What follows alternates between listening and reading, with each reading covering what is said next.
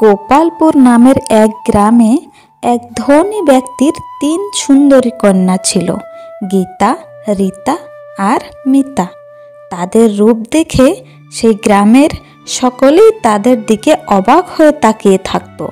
আর তাই দেখে তাদের পিতা রাজেশবাবুর আনন্দের সীমা থাকতো না।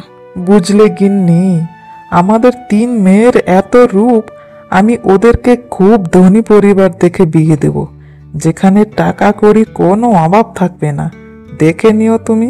হ্যাঁ গো, তুমি ঠিক বলেছ। আমাদের মেয়েদের যেমন রূপ, সে রূপ দেখে তো সবাই পাগল। রাজেশবাবুর একজন ভাইও ছিলেন, খুব দরিদ্র আর অসহায়। তার একটি মেয়ে ছিল, নাম সম্পূর্ণা। সম্পূর্ণা দেখতে ঠিকঠাকই ছিল, কিন্তু সে ছিল খুবই দয়াবান আর গুণবতী। ঘরে দুবেলা দুমুঠো খাবার জোগাড় করার জন্য সম্পূর্ণা রাজেশবাবুর বাড়িতে চাকরানির কাম করত।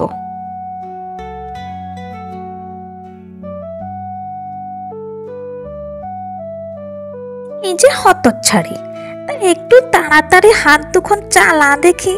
আমার মেয়েরা যে সকাল থেকে না খেয়ে বসে আছে। শোন, রান্না সেরে খাবারগুলো ওদের ঘরে পৌঁছে দিয়ে আসবি, বুঝেছিস? তুমি একটু চিন্তা করো না গো জেঠিমা, আমি এক্ষুনি রান্না সেরে খাবারগুলো দিদি ভাইদের ঘরে পৌঁছে দিয়ে আসছি। কিন্তু রাজেশবাবুর 3 মেয়ে ছিলেন খুবই অহংকারী। সারাদিন তারা শুধু নিজেদের রূপচর্চা করত।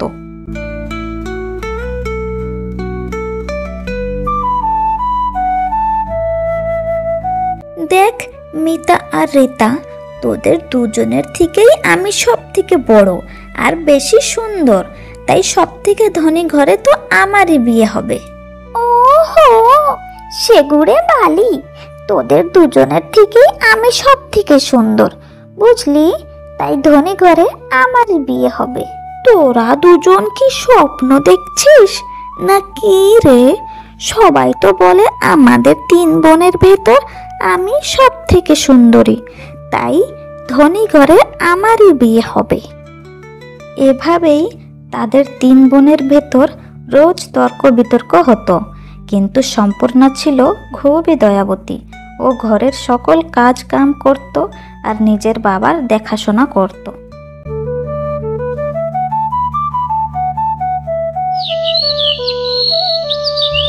এভাবেই কেটে যায় অনেক দিন। একদিন এক ধনী জমিদার ব্যক্তি তার একমাত্র পুত্রর জন্য প্রস্তাব নিয়ে আসেন রাজেশবাবুর বাড়িতে। তা ঘটক মশাইয়ের কাছে শুনলাম নাকি তোমাদের বাড়ি খুবই সুন্দর মেয়ে আছে। তা রাজেশ বাবু, আমাদের কিন্তু কোনো অভাব নেই। আমার একমাত্র ছেলে, তার জন্য আমি এক যোগ্য পাত্রের খোঁজে এসেছি। আপনি একদম সঠিক জায়গাতে এসেছেন জমিদার বাবু, আপনার পুত্রবধূর খোঁজে। আমার 3টি মেয়ে, ঠাকুরের কৃপায় 3জনই খুব রূপবতী। কই গো গিন্নি, মেয়েদেরকে ডেকে আনো। হ্যাঁ গো, আমি এক্ষুনি যাচ্ছি।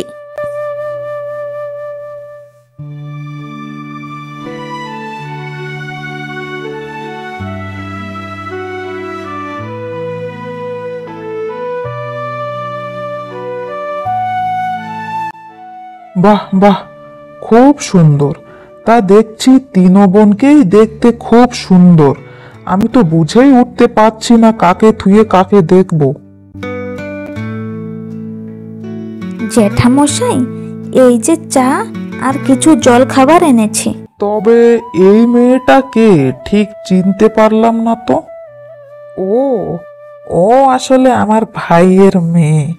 ওদের বাড়ি দুবেলা দুমুঠো খেতে জোটে না তো, তাই আমি আমাদের বাড়ি ঝি চাকরের কাজ করার জন্য ওকে রেখেছি। মা, এই মেয়েটা এখানে কেন এসেছে? একে যেতে বলো এখান থেকে। আমার তো মনে হয় ও এখানে জেনে বুঝে এসেছে। আরে তোরা চিন্তা করিস না তো, ওকে জমিদার মশাই দেখবেন না। জমিদার মশাই নিজের ঘরে একটা সুন্দর মেয়েকে পুত্রবধূ হিসেবে নিয়ে যাবে। নাকি ওর মতন একটা ঝি চাকরকে। ঠিক আছে, তা সবাইকে তো দেখে নিলাম, এবার আমি আসি। তা বলছিলাম জমিদার মশাই, সন্ধে তো হয়ে আসলো, আপনি না হলে আজকের রাতটা এখানেই থেকে যান, কাল সকালে না হয় চলে যাবেন। তুমি যখন এত জোর করে বলছো তাহলে ঠিক আছে, আজ আমি এখানেই থেকে যাই।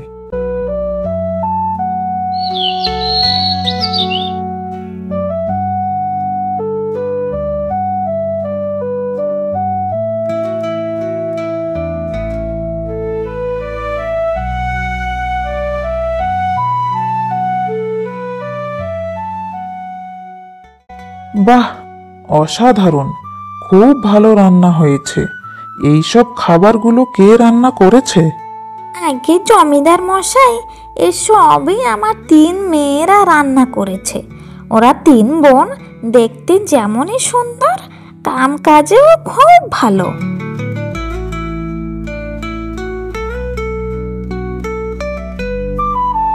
মা, তুমি খুবই ভালো কাম করেছো। ওই সম্পূর্ণ সব রান্না করেছে, আর তুমি বললে সব আমরা 3 বোনই রান্না করেছি। এতে জমিদার বাবু আরো বেশি খুশি হবে। হ্যাঁ মা, ওই সম্পূর্ণ তো জেনে বুঝেই বারে বারে শুধু জমিদার বাবুর সামনে আসছিল। তবে যাই বল, আমি জানি জমিদার মশাই আমাকেই পছন্দ করেছেন ওনার পুত্রবধূ হিসেবে। আহারে, তোকে কেন পছন্দ করবেন? জমিদার মশাই আমাকেই পছন্দ করবেন, দেখে নিস তোরা দুজন। এভাবেই 3 বোন নিজেদের ভেতর ঝগড়া করতে থাকে। ওদিকে জমিদার মশাই ঘরের ভেতর এদিকে ওদিকে ঘুরতে ঘুরতে ওদের সব কথা শুনে ফেলে।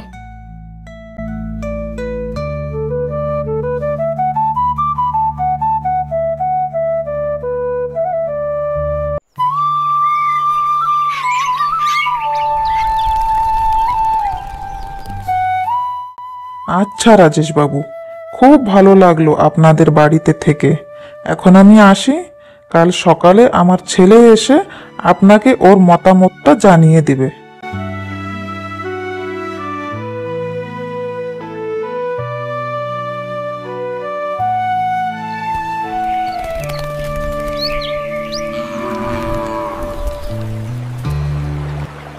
পরের দিন সকালেই 3 বোন সেজেগুজে জমিদারের ছেলের অপেক্ষায় বসে থাকে।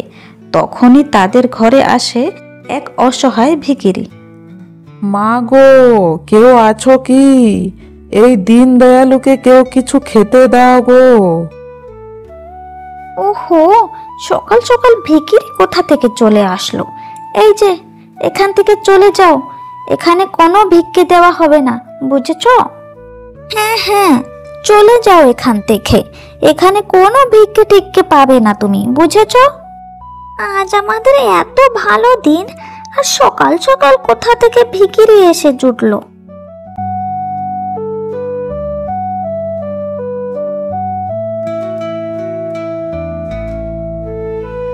এই নাও, তুমি এই খাবারটুকু নাও। তোমাকে দেখে খুবই ক্ষুধার্ত মনে হচ্ছে। আমার কাছে তো তেমন কিছুটি নেই তোমাকে দেওয়ার জন্য, তাই আমার ভাগের খাবার তুমি নিয়ে যাও। তুমি খুবই দয়ালু গো, তুমি যদি খারাপ না ভাবো তাহলে আমি তোমাকে বিয়ে করতে চাই। কি রে সম্পূর্ণা, শেষমেশ তাহলে একটা ভিখিরিকে বিয়ে করবি তুই? তোর জন্য ওই ভিখিরিটাই ঠিক রে, না হলে তো তোকে কেউ বিয়েই করবে না।